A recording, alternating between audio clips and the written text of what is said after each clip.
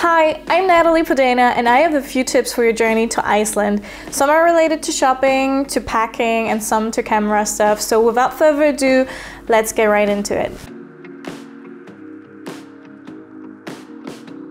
So tip number 1 is pack 2 jackets and 2 pairs of shoes.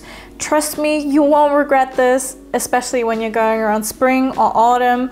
There can come very heavy rain, and even if you have waterproof stuff, it will get soaked anyhow. So yeah, pack 2 of everything and just be prepared to get wet.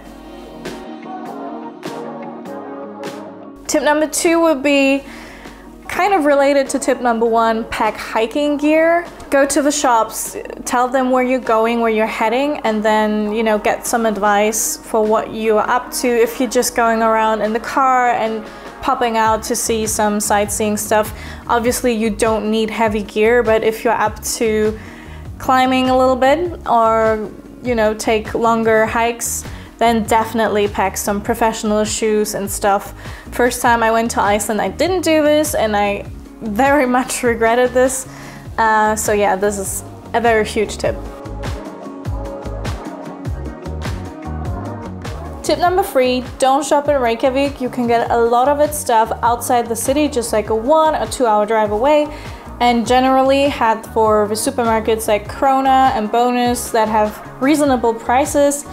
And the only things that are a little bit more expensive there are like alcohol, cheese, sweets, but it's not too bad. Like, I've been there for a week and I survived and didn't spend all my money on food.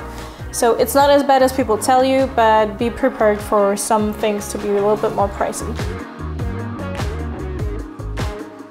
Tip number 4, always, and I mean always, use the gas station. Trust me, it's very important, and take it from someone who was pretty empty on gas and basically rolled to the next station.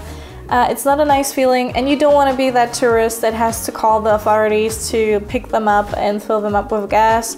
Not to mention that costs, obviously. Tip number 5, you don't need an SUV unless you want to go into the highlands. The ring roads are very good. They're normal roads. You can drive on them with a small car without any issue. Tip number 6, take bathing suits and sheets. The bathing suits are pretty self-explanatory. There are a lot of jacuzzis with the houses and obviously a lot of hot springs to jump into. With the sheets is a little bit of a different story. Some Airbnbs don't include them, so make sure to bring some if you need to. Tip number 7, you don't need to visit the Blue Lagoon. Yes, it's phenomenal, huge, but also full of tourists. And if you're not into that, there are plenty of other hot springs to visit. Don't forget to shower completely naked before you get into those. It's not only out of respect for Icelandic culture, but also to keep the water clean.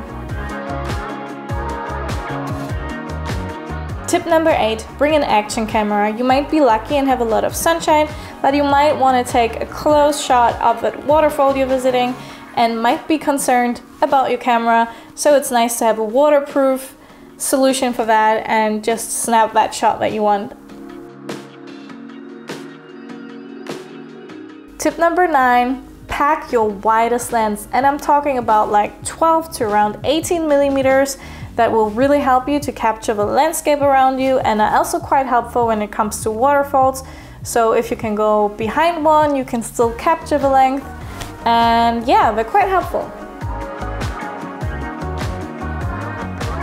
Tip number 10 concerns the northern lights. Obviously it has to be dark to see them, so for summertime is not the best time, but from the beginning of September up until the end of April, you are quite likely to see some. Always check the official Icelandic weather report because it's quite accurate and will tell you through the KP how likely it is to see them and where. I have one extra, which is less of a tip. Don't forget to respect the nature over there. Things that seem random to us are actually quite rare, and it's important to respect that and keep to the paths that are clearly marked. So those are my 10 tips. Let me know what you think, and if you have anything to add, let me know in the comments. Thank you for watching and have a wonderful day.